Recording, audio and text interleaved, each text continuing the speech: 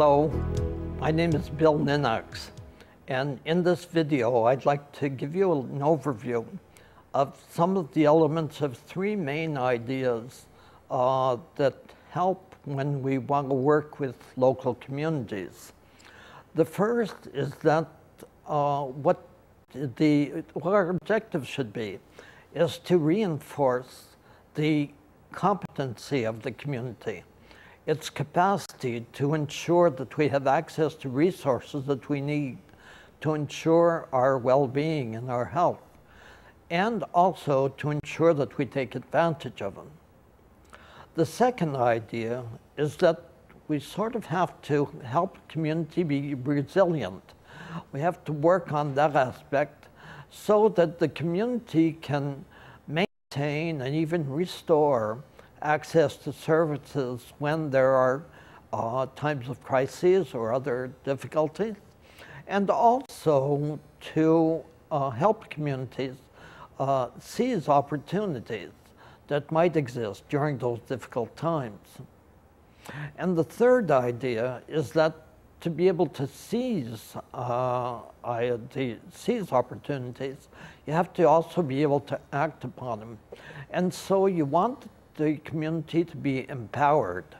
The empowerment of community is its capacity to choose, to decide, and to act according to the objectives that it sets for itself and the processes that it has to favor or support to ensure that its members are empowered as well.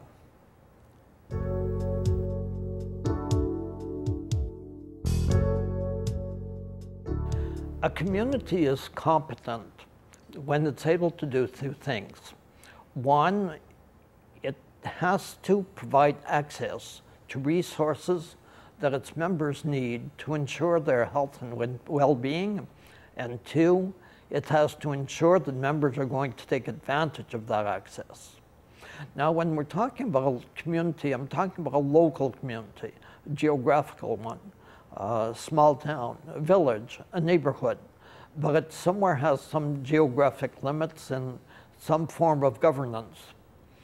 When we're talking about members of the community, we're talking about the individuals, the organizations, and even the institutions that make it up.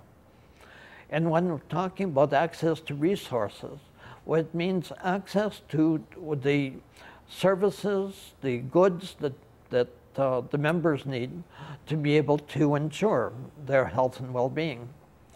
There are essentially two dimensions to a community. A dimension which can refer to as instrumental. It's the dimension where the community actually sees to it that we do have the goods and services that we need. That we can eat, that we can find shelter, clothing, that we can have people or organizations to ensure our safety, to ensure our health, that we can get services when we are sick or when we have other types of problems. These instrumental aspects of the community normally works through networks. The business network, the health and social services network, even the network of the police forces and the fire people who work together to ensure our security. But there's also an existential dimension to the community. It's not just about the services, it's also about the question of being, having a sense of belonging to a larger group, a sense of kinship, a sense of solidarity with other people, having people that you can build trust with, and that the existential component of community is also usually ensured by networks, normally of community groups. Or self-help groups, which are freer and sometimes less official, if you will, than the ones in the instrumental side of the community. Both dimensions of the community are essential to ensuring health and well-being. And you can't really separate the two when you want to work with the community. You want to see that these networks are going to be able to work together, actually, to ensure that we get the goods and services that we need. It goes without saying that the types of networks are going to be either focused on the tasks, on the results, or they're going to be focused on the processes of getting together. And this is okay too, because in times of emergency, for example, you want results. And in times when emergency is not necessarily the case, where you want to feel with other people, then process is important.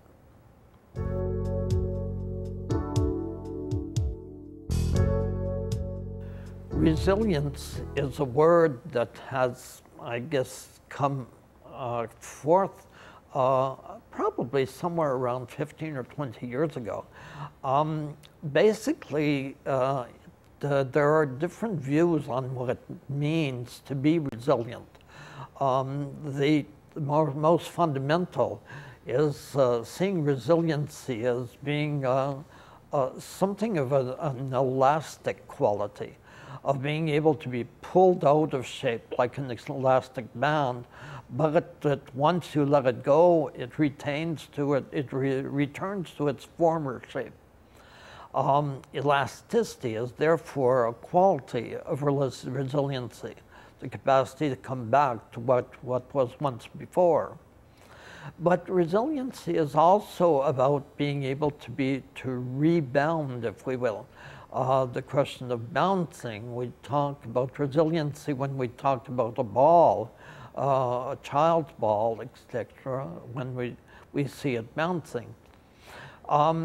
Actually, the term resiliency is, for me, was one of the first images was thinking about how my grandson learned to walk, and how he would get up after having fallen down.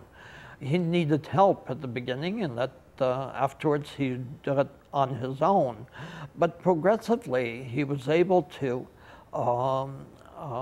not just simply lie down and cry, but actually get up and start going forward. And that's another way of looking at resiliency. People see it, being resilient, as being able to not just simply getting back to what was once before, getting back on your own 2 feet for my grandson, but also of going forward, of going to a new direction, of being able to get someplace else. When we talk about a resilient community, we're talking about the ability to maintain and even restore the access to services that are required by people for their health and well-being. This means that in times of crisis, that in times of difficulty, that we are able, that the networks are able to work together to ensure that services, that people have the services that they need. I can think of when we had the ice storm in southern Quebec and southern Ontario a while back. A number of communities had to extremely quickly ensure that people had a place to stay, even though they didn't have any electricity in their homes. That people would not just simply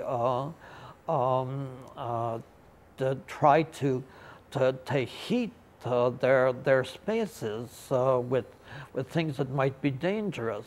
There were a number of different issues around the safety and the health of people, and it was the question of maintaining services that was extremely important. The communities that were better organized, that had better networks, came out of this process a lot better than those that didn't. They were able to provide collective services rapidly, and through their, not just normative networks, but also their free and existential ones, communicate with people to ensure that they were getting the services and products they needed, even though they didn't have any power. The aspect of seeing opportunities in such situation is also a dimension which is important. Less with regard to the ice storm, perhaps, but I remember that the first time that I was in the Maritimes was when the first moratorium was, I guess, imposed to the fishing industry, and that was very catastrophic.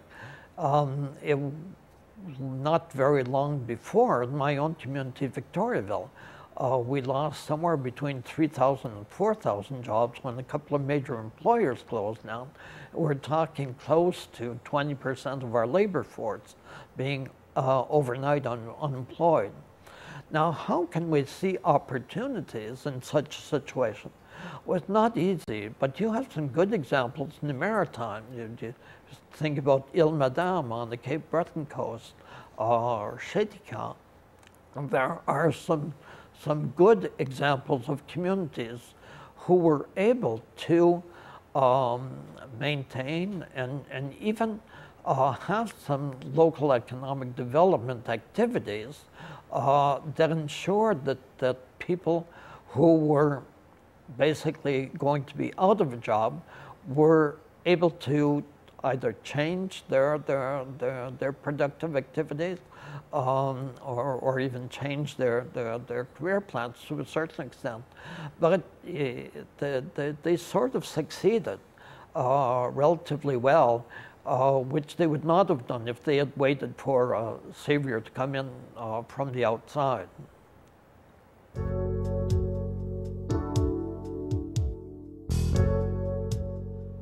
But being able to take advantage of opportunities requires that the community be empowered.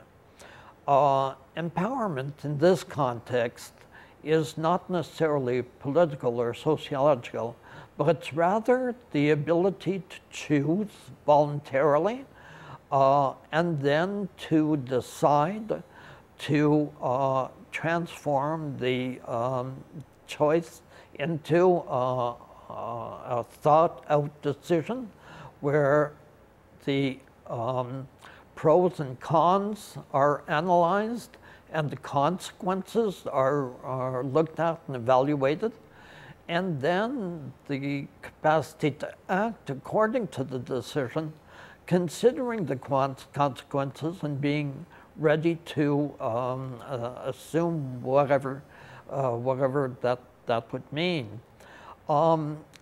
This requires naturally a capacity to think, to analyze. It requires information, but it might require some help as well, or other types of resources, occasionally financial or others. You might not see this when you're looking at me, but I'm in a wheelchair.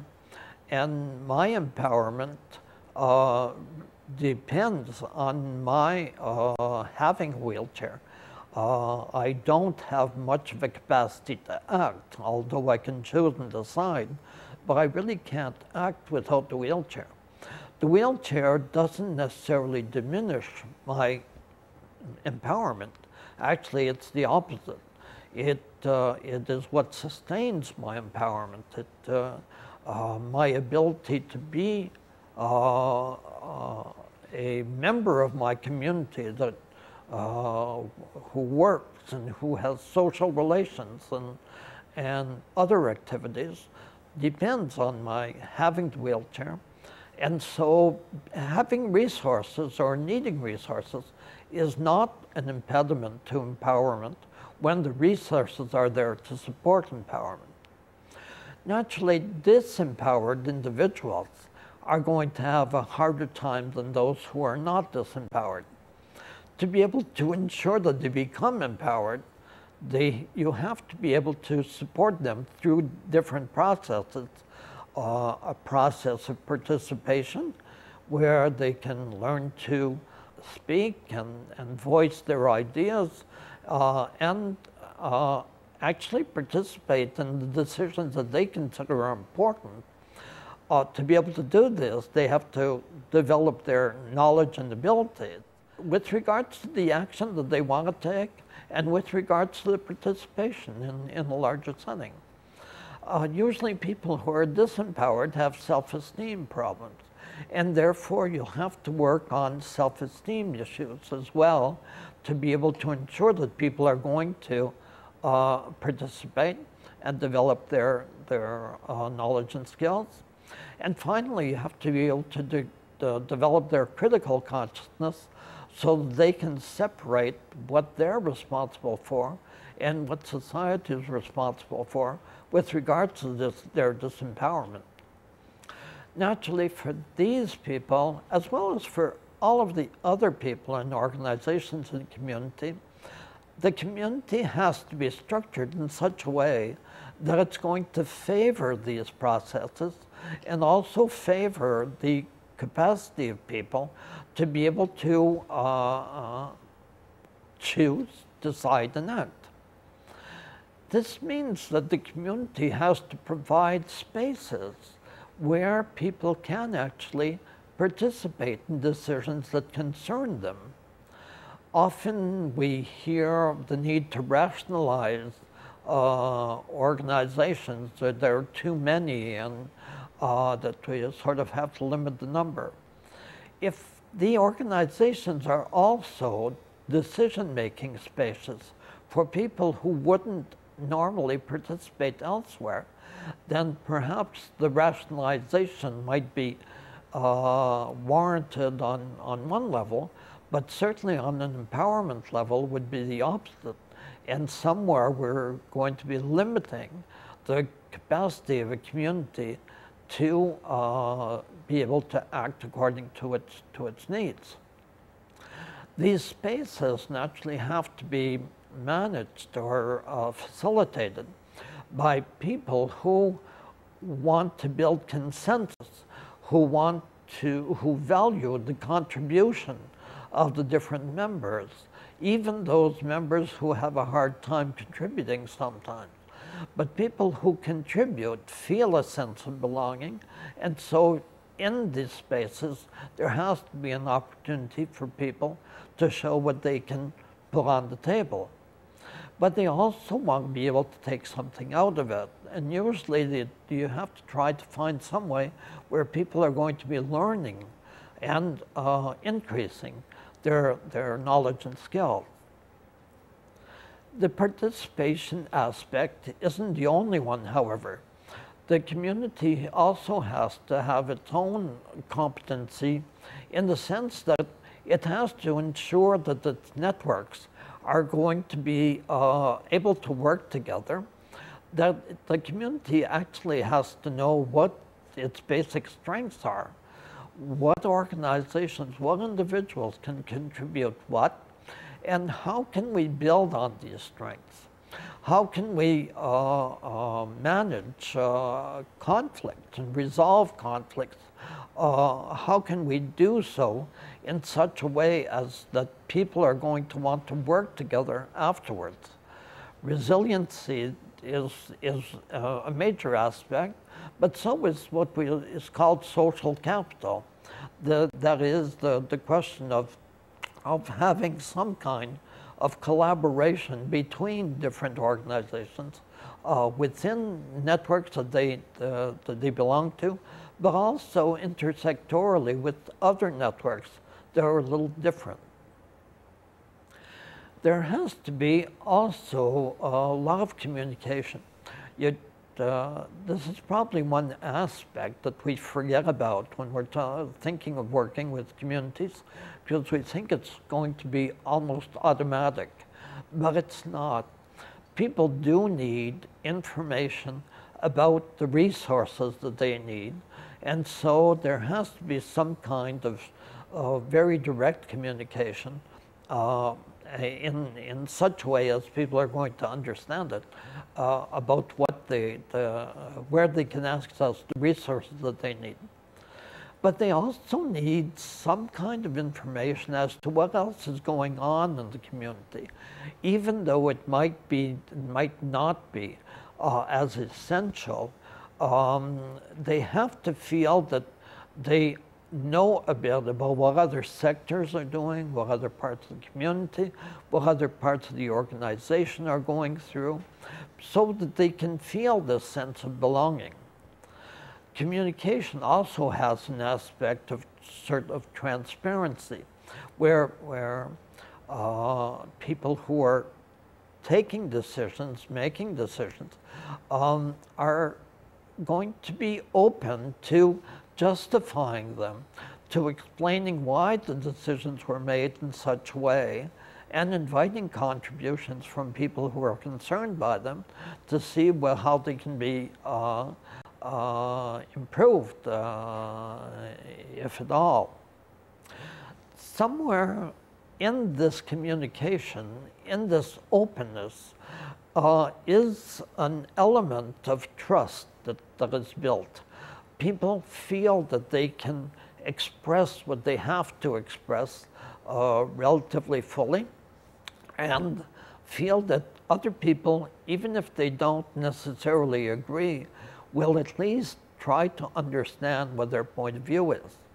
So communication is another major, I would say, component of an empowered community.